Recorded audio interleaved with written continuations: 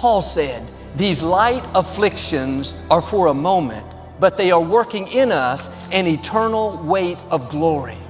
The trouble is temporary, the glory is permanent. The key is don't stay focused on the suffering, stay focused on the glory that's coming.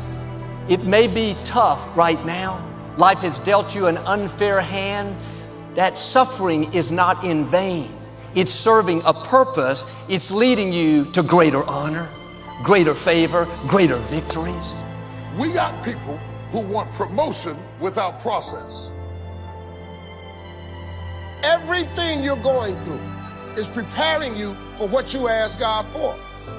You're so busy reaching after your future that you are neglecting what you have been given right now. You are so busy trying to progress that you are neglecting where you are. That's not how you progress.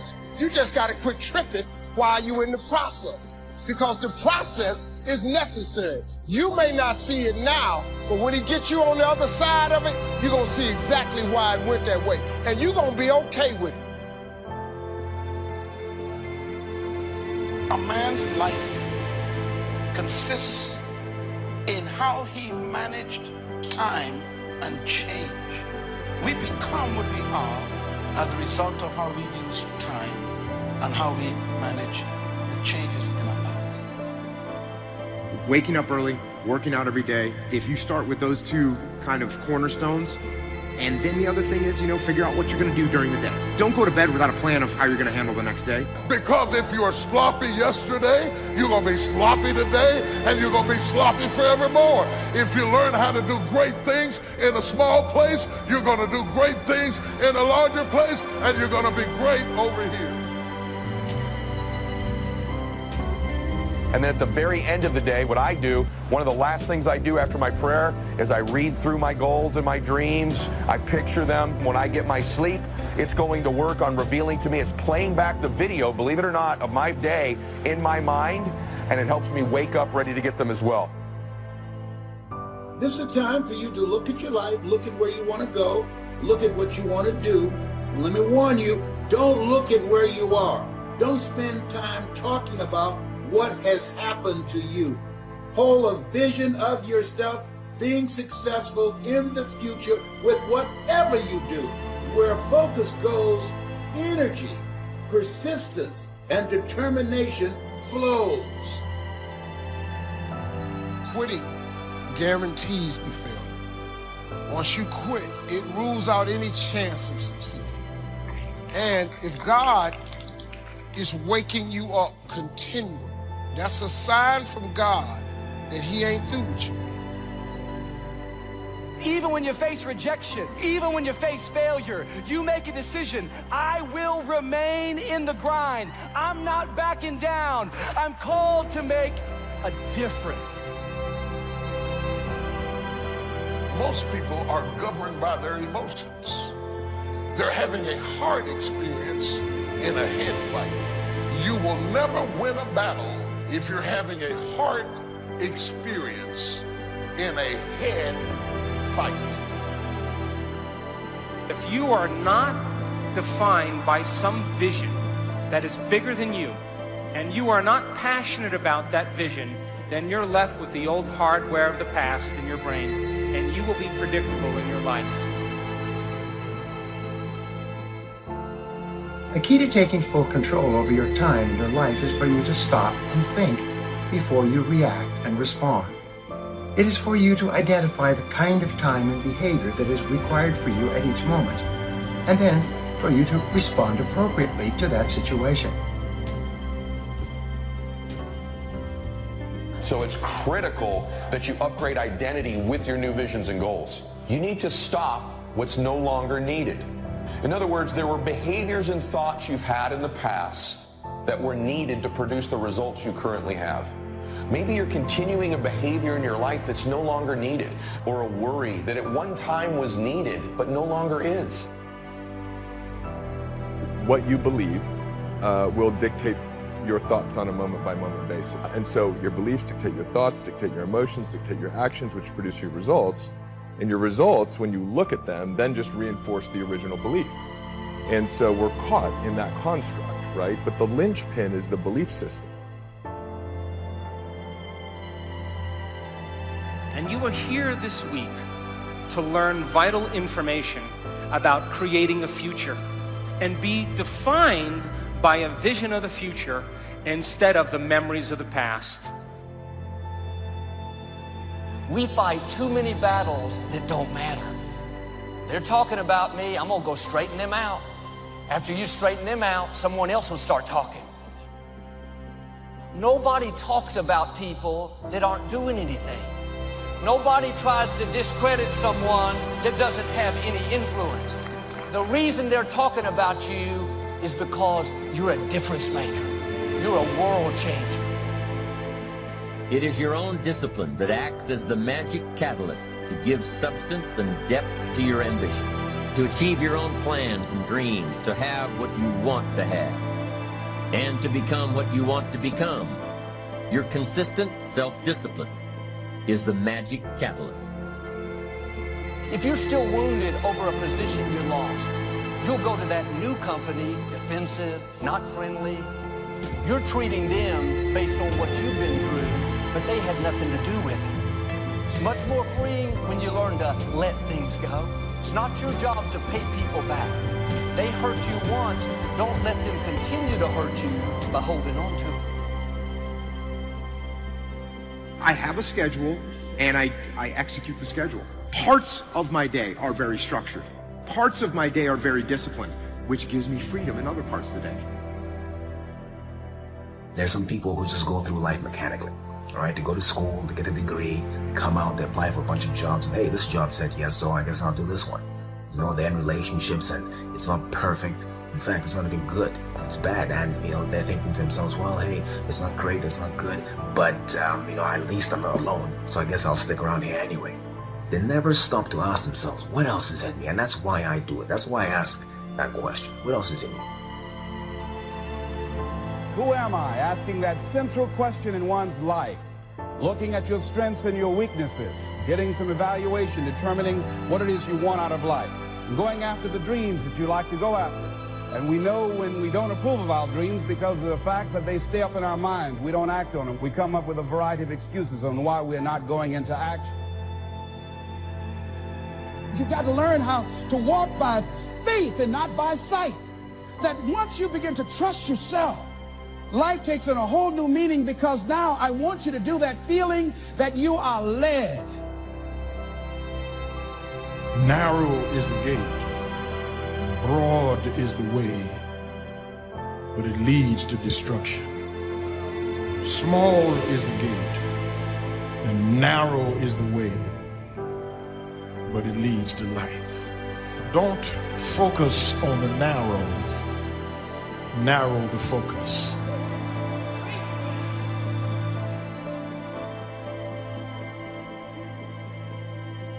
You can work on micro habits with regards to your conscientiousness, and I think the best micro habits, set up some aims for yourself, goals that you actually value. It helps you do a situational analysis of your life more than a psychological analysis, I would say. And so the questions are something like, well, you're going to have to put some effort into your life. We say that success is not an accident. Failure is not an accident. So if you just follow the tracks of other successful people, no matter where you're starting from, you eventually get to the same place that they get. The two most important things we need to have to be happy and healthy is a sense of control and a sense of coherence, a feeling that things fit together. Regulating your sleep and your breakfast eating habits in particular can be a very effective way of regulating your mood and increasing your capacity to concentrate. Regulate your habits. Try to get up at approximately the same time each morning. Your circadian rhythms operate more fluidly, and your mood is likely to be regulated better if there's islands of stability in your daily routines.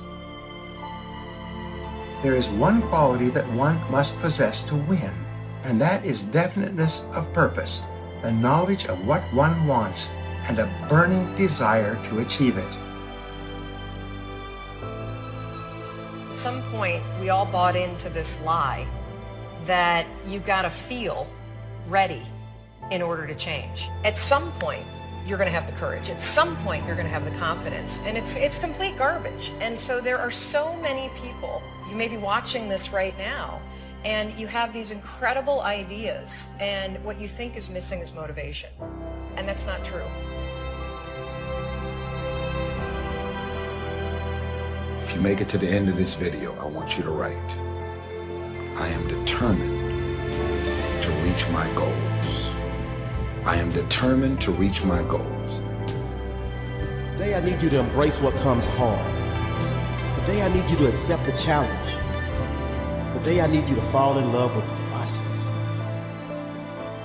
There will be plenty of opportunities to get discouraged, to lose your passion, think that it's not meant to be. But if you're going to reach your destiny, you have to have a made-up mind. If you give up after the first time, or the 5th time, or the 30th time, what that really means is you didn't want it bad enough. There should be something you're believing for that you are relentless. You are not moved by how impossible it looks. You're not discouraged by how long it's taking. You don't give up because people told you no. Your attitude is, if I have to believe my whole life, I am not going to stop believing. I am not going to take no for an answer.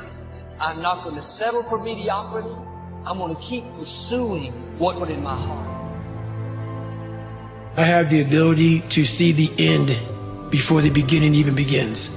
And what that means is I know that to get to the very end, I can see it right now. So before I went to Butts, and I was losing all this weight, I saw myself walking across the stage at 191 pounds, 'cause that's what I had to get to get into the door. I saw myself 6 months, a year later, whatever it's going to take me to do it, I saw myself walking across that stage, getting that certificate of graduation from Butts. And I was able to be there at 300 pounds. And that feeling, that I was nowhere near that feeling, I was able to put myself there 1,000,000 times every day. And that feeling of like, my God, that is going to feel amazing. That's what made me suffer. That's what allowed the pain to be real and say, this is worth it. I want to feel for this next 18 months. It took me 18 months to finally become a Navy SEAL, to finally, just get through Butts. 18 months, it's 6 months. It took me 18. That's what woke me up every morning was, I'm going to put myself through this much pain and suffering for a few seconds. That's all it is. A few seconds of joy. It's so worth it, man. That's what people don't get. So I'm able to put myself at the finish line, even though I have no finish line, but at the finish line of an event before I even start to say, how are you going to feel at the end of this? Visualizing is my biggest tool of life. That's why I've been able to put myself in cold water, put myself in a 100-mile race millions of times before I've done it. And I'm able to go through the race and see how I'm going to feel at mile 50. Almost to the exact feeling. Right, so when it comes up, it's no surprise. It's no surprise. I've already done this 1,000,000 times. No matter what you face, no matter how bad it is going to be, when there is a challenge, and by a challenge I mean anything in life, any challenge, anything that you're facing, the only way to overcome the challenges that you face is to start walking. Take that step every day, no matter what you are facing. Get up and start walking. I recommended the last time I was doing a little book, This Man Babylon, and I said, I've lectured you now to over 2 million. Guess how many have actually gone and got this little book? Answer, very few. My best guess is 10%. Such an easy thing to do. This little book, number one, is easy to find. Number two, it's easy to buy. The most you can pay for it, $6, $7, $8. You can borrow that from your kids. But if it's easy to find and easy to buy, and if it's easy to read, why wouldn't everybody go get it? We don't know. I don't know. Nobody knows. Here's how profound it is. Some do and some don't. Now here's the numbers. About 10% do. We don't know that. And I'm telling you, 10 years from now, those numbers will still change. The numbers don't change, only the faces. I used to belong to the 90% who couldn't be bothered even if it was. How many people have a library card? Answer, 3%. 97% couldn't be bothered. Guy specializes in happy hour, but he doesn't have a card. And now readily and quickly blames the government, blames his companies, blames his pay scale. Here's my advice. Walk away from the 97%. Don't talk like they talk. Don't go where they go. Don't act like they act. Don't specialize in what they specialize in. Throw away the blame list and clean. And ask ourselves, what do I really want? What do I really want? And write it down. Writing causes thinking. Thinking creates an image. And you get these images going, you're building a vision in your mind. It's the visionaries that's changed the world. Think of them. Well, what keeps that competitive edge, what keeps you on top, is the ability to think and prepare mentally over and over and over again. The body has limitations. The mind does not. We focus so much on what goes on from the neck down that we forget it all starts from here. Everything starts from there. If you're not mentally ready, you're never really physically prepared. And that's where the preparation starts. What would your life be like as you look toward the future if you decided, I'm not going to allow my fears to stop me? And I'm saying to you, whatever you got to do it, because if you don't, life is going to whoop you until you surrender. So when you're young and you're making mistakes, don't let them eat you up. Because everybody that done made it. You got to fail in order to win. Hey, look, man, to understand how to hit the game-winning shot, you got to miss the game-winning shot. You know, you got to be tough because the road to success is always under construction. It's never a clear path to success. The people who become successful are the people who have a relentless attitude. And you just got to hang in there through the bad breaks, because the bad breaks is coming, but they usually come right before the big break is about to happen. You get a series of bad breaks and it stumbles up a lot of people. My life and my success is to say to anyone, you can stumble, you can fall, you can get back up again. You got to be consciously conscious today, because your environment can hypnotize, mesmerize, and paralyze you. The other thing is, take full responsibility for your life. Oscar Wilde once said, responsibility is what we expect from somebody else. This is very true. Most people dread accepting responsibility. That's just a fact of life, and we can see it in operation every day. We can see ourselves getting hot under the collar when the dentist keeps us waiting, and we're sitting there reading old magazines when our appointment was 30 minutes ago. And we don't stop to think that we forgot to mail in this month's mortgage payment. We can see ourselves growing angrier and angrier because a business contact is supposed to call at noon, and here it is almost 2 o'clock, and the phone still refuses to ring.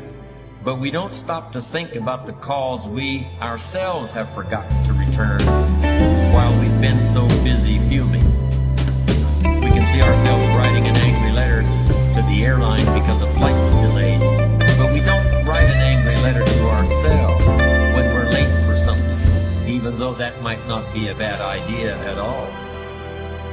Yes, we can see avoidance of responsibility all the time in both our personal and professional lives. And here's something else we can see just as often. We can see that most people aren't as successful as they wish they were. Do you see there's a connection between these two very common phenomena? I certainly do, and by the end of this session, I hope you'll agree with me. I hope you'll understand that it's in your best interest to take responsibility for everything you do. But that's only the beginning. I'm also going to suggest that many times it's even best to accept responsibility for the mistakes of others, especially when you're in a managerial or leadership role. I can hear you saying, what? Accept responsibility for someone else's mess-ups? Why would I want to do something like that? Well, that's a fair enough question, and over the next few minutes, I'll try to answer. One of my weak points in my personal life is I don't like technical stuff. So even though I have to be on Twitter and Instagram and Facebook, I don't care for that. So guess what? I find somebody who loves to do that. You know, I find somebody who has a strength where I have a weakness, and I partner with them. All you're trying to do is get to the goal. No one gets there by themselves. Everybody needs help. Now, when you know what you got going for you, be confident, not cocky. Managing your strengths, knowing what they are, and don't let nobody talk you out of it. And that gets you fight ready. You get fight ready like that. You got to know you. Helps you develop your skills. All the while, you're developing your strength. You just got to keep developing the strength. Don't let anybody talk you up. At the same time, you must work on improving your weaknesses. So I've had to, in spite of myself, get on Instagram, get on Twitter, get on Facebook. I got to do the videos whether I want to or not, because the world is moving to social media. If I had as many followers as Kim Kardashian, I probably wouldn't even have to do this TV show. During the years when professional basketball was just beginning to become really popular, Bill Russell, who played center for the Boston Celtics, was one of the greatest players in the pro league. He was especially known for his rebounding and his defensive skills. But like a lot of very tall centers, Russell was never much of a free throw shooter. His free throw percentage was quite a bit below average, in fact. But this low percentage didn't really give a clear picture of Russell's ability as an athlete. And in one game, he gave a very convincing demonstration of this. It was the final game of a championship series between Boston and the Los Angeles Lakers. With about 12 seconds left to play, the Lakers were behind by 1 point, and Boston had the ball. It was obvious that the Lakers would have to foul one of Boston's players in order to get the ball back. And they chose to foul Bill Russell. This was a perfectly logical choice, since statistically, Russell was the worst free throw shooter on the court at that moment. If he missed the shot, the Lakers would probably get the ball back, and they'd still have enough time to try to win the game.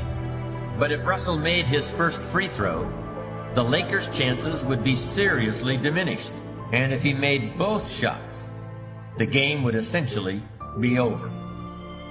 Bill Russell had a very peculiar style of shooting free throws. Today, no self-respecting basketball player anywhere in America would attempt it. Aside from the question of whether it's an effective way to shoot a basket, it just looked too ridiculous. Whenever he had to shoot a free throw, the 6'11" Russell would start off holding the ball in both hands about waist high. Then he'd squat down, and as he straightened up, he'd let go of the ball. It looked like he was trying to throw a bucket of dirt over a wall. But regardless of how he looked, as soon as Bill Russell was fouled, he knew the Celtics were going to win the game. He was absolutely certain of it. Because in a situation like this, statistics and percentages mean nothing. There was a much more important factor at work, something that no one has found a way to express in numbers and decimal points. Simply put, Bill Russell was a player who wanted to take responsibility for the success or failure of his team. He wanted the weight on his shoulders in a situation like this. No possibility for excuses, no possibility of blaming anyone else if the game was lost, no second guessing.